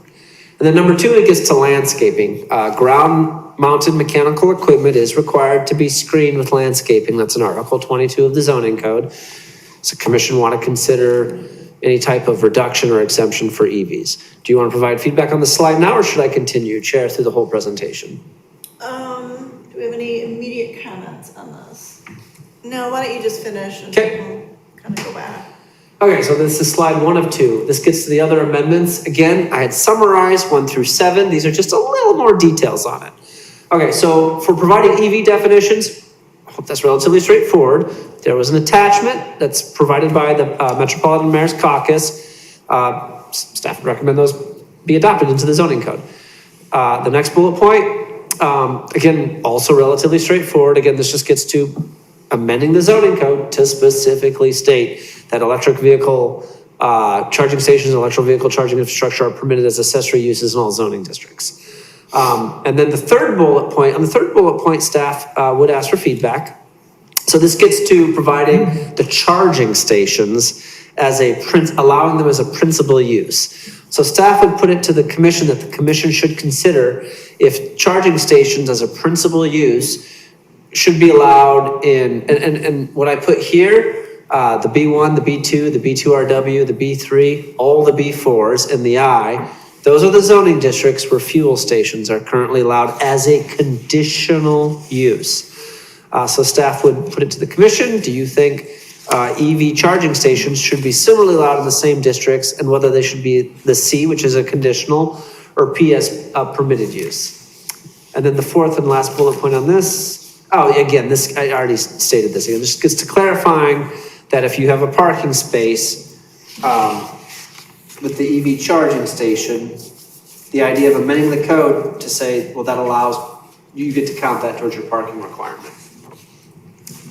Similar to like the biking thing we were talking about. I was gonna say, like, if the Target has those new charging stations and we didn't have to make them go through any hoops to change their parking requirement. In that case, they had more parking They than they probably had more needed, parking. but that's Surplus, just yeah. dumb luck, right? We Yeah. want to have it be a situation where we're not having to consider a variance because someone puts in charging station. Right. Yeah.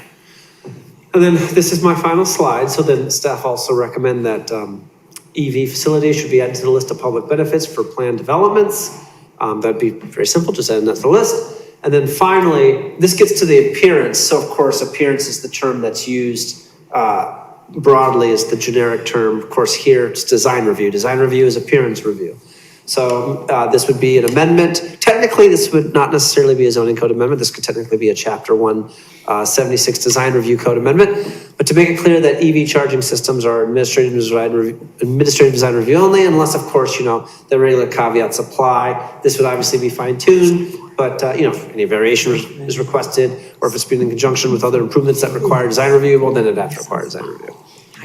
And that is my presentation. I'm happy to take questions, comments, and we're here for feedback. And again, this is a public hearing, so the commission should also take public testimony, if any. Okay, let's ask our questions first and then we'll have the public come up. All right, so in your second page of amendments, so the next page, EV facilities should be added to the list of public benefits for planned developments. Now, would that be an EV charging station just for the residents of the units of the development? Or would that be a publicly accessible EV facility? What would the commission like? I don't know, I'm just, so Wouldn't be a public benefit if it were. if it were not available to the public, I guess is what I'm saying. So, I mean, that'd be great if a planned unit development would include that in their garage for their residents, which you might see coming through soon at some point. But it's not really a public benefit if the public can't use it. Like a little pocket park is a public benefit, some artwork is a public benefit. Yes, Mr. Fontaine. So, I think some of staff's logic here was, perhaps not in every case that could be considered a public benefit, as you're saying, sure. But in the public benefits list, we have a public benefits list we'll bring to you as to remind you of that. But I do think it's probably a good idea to include that perhaps in that list to show that if you do something that isn't otherwise required, that it might be considered as a public benefit. Might be. Of course, there's a judgment that has to be made on how it does serve the public. Yeah. So for instance, Bank of America did EV charging stations. Yeah. And as Carl pointed out earlier, our current code, we already allow EV charging stations as accessory uses. What our initiative here with the Mayor's Caucus is to make it explicit in the code by actually stating it, as opposing to it be an interpretation, which it is currently. So in that case, they did put EV charging stations, and they did landscaping, and those EV charging stations can be used by, I guess, their customers. Is that something that if a bank were to be developed and they said they were going to do that, would that be considered a public benefit? Would what Target did be considered a public benefit? Let's say Target wasn't there and they're starting anew and they said, you know what? We're going to create these charging stations for customers. So many people come here and that's, is that a public benefit? Now you could say, well, it's kind of for their customers only, but I mean, anyone could go to Target. Right. So is it, that kind of a thing. And if the country really wants to, achieve all that it wants to do with EV deployment, it might make some sense to have other ways to incentivize and encourage. That was the logic behind it, for better or worse. Okay. Something to think about, yeah. Do you want us to go back to the first page and have any discussion over the first items on the list? So I will point out again, the evaluation of barriers. Okay. We're just required to get the points to just have an evaluation. Doesn't necessarily mean the commission has to discuss further or discuss or adopt these, but the commission may, if the commission Well, wants. we're just trying to give you feedback. Correct. So how do we feel about So allowing EV charging systems within a setback. How do we feel about this? What if it's a private home in a single-family zoning district? Personally, I don't think I want that in a setback in my neighborhood. I'm not even sure how that would work. I don't know how that would, well, if you didn't have a garage or something, and maybe you parked in the front of your house, But you'd have a big honking, well, you would. And then it would be out in your the, yard. right, and then it would be in your yard, and it Yeah. would be in the setback, so your neighbors would see it all the time. And then you No, that doesn't- maybe wouldn't have to landscape it. no, that doesn't make any sense. Again, I reiterate, the city does not need to actually change that to collect the points. The city merely needs to enumerate barriers to collect the Okay. points for this.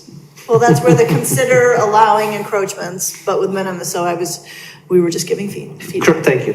Okay, do you want feedback on the next one? Exempt them from any landscaping requirement unless they're located in this required yard, which we didn't really like. Do we require gas stations to have all these landscaping requirements? I mean, they all seem like they're surrounded by pavement. Well, if it was a new gas station, yeah, vehicular use area and foundation plantings. As to the pump, no, there's no. Right. So, yeah, I don't think we need to get into these barriers. Okay. I don't think they would be appropriate in what I'm thinking, unless there's some sort of mini charging system that wouldn't be but it just doesn't, I mean, I'm not sure we have anything that is a barrier if we're going to make them permitted uses or as accessory, you know, I think we're being very generous with what's to come. I mean, and I agree with all the rest of it, but by the way, I think all the rest of those conditions look fine to me. And if that's the way we treat gas service stations, then that's the way we should treat EV stations. That actually makes logical sense. Right. You know, actually, I'm not sure it does, only because, and I hate to throw a wrench into the system, but, you know, you're at a gas station for what, 10 minutes, 15 Right. minutes? Unless and until they develop charging stations and vehicles that can charge quickly, you're talking about a car that's sitting there for a couple of hours, if not more. You know, Yeah, well, I depending think- upon whether you're looking for, first of all, is it a high-speed charging system, or is it, there are all sorts of different kinds of charging systems, but most of the cars that I'm aware of, to get a full charge or to get to 80% requires, you know, a couple of hours of sitting there. I know some of the ones I've seen on the highway are like 20 minutes, but it's like, you're right, you're not gonna, You're not getting a full charge from no, that. you're probably not, you're just kind of topping off, but it's different, you're not, I don't know that we're gonna have EV facilities that are like a gas station where you pull in, you plug in, and you're done in 10 Yeah. minutes. And then you're gonna go in and get yourself a snack or a cup of coffee or go to the car wash. I suppose that could come up. I think this is more, and if someone wanted to come in with a principal use I don't have a problem with that. I assume all fuels, like gas stations are, a conditional use. That is correct. So, Right. yeah, correct. So In I those don't have districts. a problem with this being conditional use as well. But I do think, you're right, a lot of places, the reason they appeal to like a Target or a Trader Joe's is that you pull in, you park, you charge while you go shopping. Yeah, Or go you eat leave in a it there. restaurant, because it needs more. And then if you're at home, you know, you have to get one installed at your house, either in Right. your garage. My neighbor has one, but it's on the back of the house, so you don't really see it. And I don't have I agree that you should clarify that if you've got parking spaces in your facility that have the charging stations at them, I don't think we need to modify their parking I think that we can count those as their spaces are, I don't think we have to count that against their space allotment, if I'm being clear. So that would not require a variance. So if you Right. said, hey, all these spaces here are only for EVs, we don't have a problem with that. That's Right. what this is trying to achieve. Right. Right. Can you say that one more time? So that you wouldn't require a variance if somebody said, look, I'm gonna put in charging stations, but I'm gonna make these spots only for EVs, Well, which there means is a- gasoline cars can't do There that. is an unintended consequence there, where if you There do is. say it's only for EVs, you are prohibiting a certain segment of the cars on the road from being able to park there, so. You're absolutely right. And then you're losing It's the- a current problem right now in terms of enforcement, and so the question is I'm all for counting it, but I don't think that it should be exclusive to EVs then. If there's a demand for parking, there's a demand for parking. You shouldn't have somebody go and park somewhere else. To your point, Target has excess Yes, it does. parking space, so they can do it. And the last time I was at a place, there's Myers out in Michigan City, Indiana, just for example, has a huge parking lot, but has an area off to the southern end of their parking lot that is just charging stations. But again, I don't know what their code is there, but Well, they have excessive parking, so they can do it. We have a local situation, the Walgreens uptown has a couple of their spots are EV charging. Now, I don't know what their parking requirements are for that location, but, you know, what if you go in there and all the spots except for the electrical charging stations are taken? Can you just park there with my gas car and go in and do my errand and come out? Am I gonna get a ticket for that? So here's what I'd say to that. And I know we're It's- going off in the weeds. It's not, no, but no, this is important. I would say this, I mean, look, the country, the world's trying to switch over, right? And so how can we aid that? And you could say exactly what you're saying, very good thing. Someone could choose to do this, go overboard and just be like, you know, we're gonna have half the spaces. And it's like, well, yeah, but the population doesn't have 50% of these cars. Right. We're thinking that's gonna take care of itself. Okay, and so, no, this isn't a police matter. Police are not gonna be out there saying, hey, you're not an EV car and a private property. No, I mean, if it was a public property and we had a posted sign, that's a different story. But it's not like a handicap accessible space Right, with a right. state law or something like that. These are just private entities saying, I'm providing this and I've marked it EV only. You know, they'll have to figure out if, you know what, my customers can't park because they got all these EVs, but well, then maybe they change the sign and say, hey, it could be either or.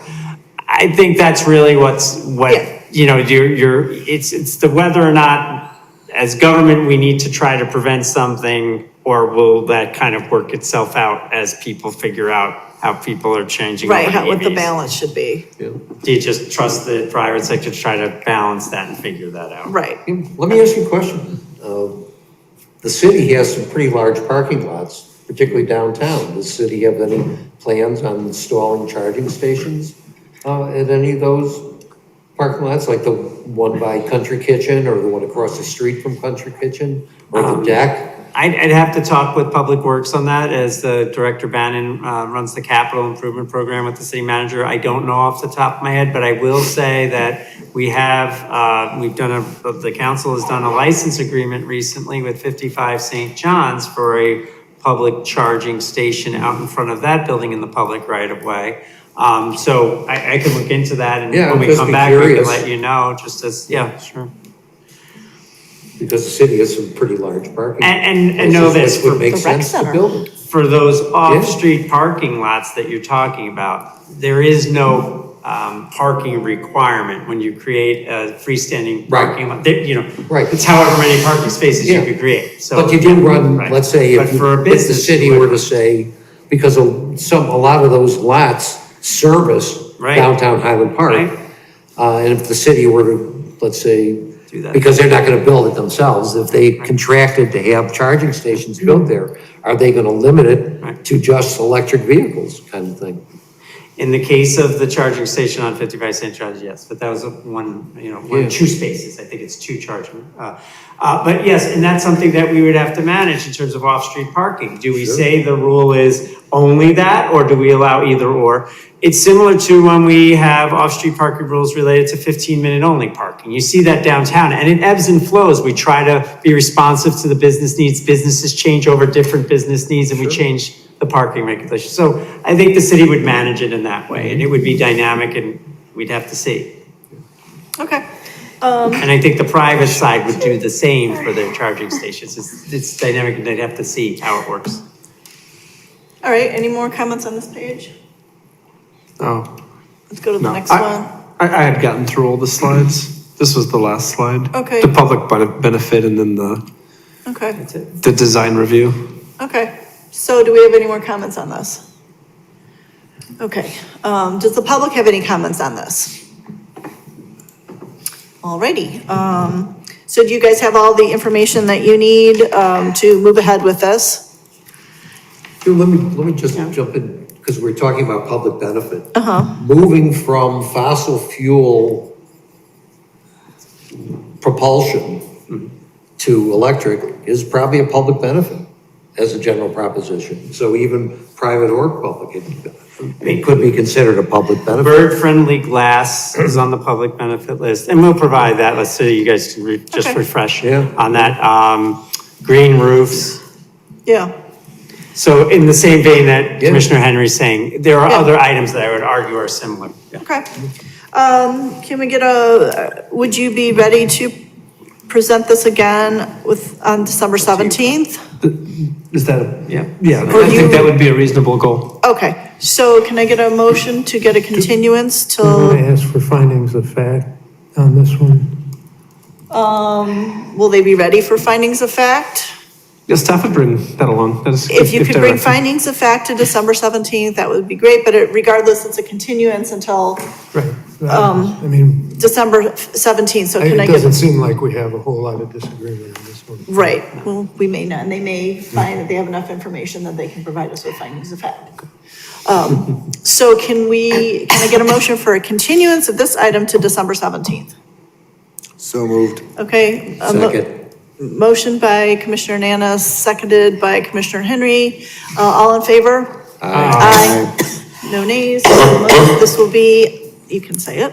This item has been continued to December 17th, gonna 7 do PM in this that. room. Your notice is actual. There'll be no additional notice for that continued public hearing. Thank you. Okay. Moving on to other business, a resolution approving the 2025 Plan and Design Commission meeting schedule. The last time we saw this was a couple weeks ago, and we determined that we did not have enough feedback from the members who were present, so we wanted to make sure everybody had one last chance to approve this list of meetings. We took away the July, I believe it was 1st meeting, because we felt that no one would be here. The first meeting in August, is always gone because that's National Night Out, which is held in front of the building. And I'm certain there's a holiday in October, that would be maybe the 7th, October 7th, then there's no meeting that day. So are we okay with this schedule? Everybody is? All right, so do we need to vote on this? How do we want to do this? Yes. This is a resolution and a vote, correct? And it's on the agenda as So that would well. be a roll call, yes. Okay, so please call it the roll. So do I need a motion? Yes, I would move approval of the resolution setting the schedule of regular meetings of the Plan and Design Commission of the City of Highland Park as written. And can we get a second? Seconded. Okay, please call the roll. Commissioner Nass, Aye. Commissioner Henry, Aye. Commissioner Mantis, Aye.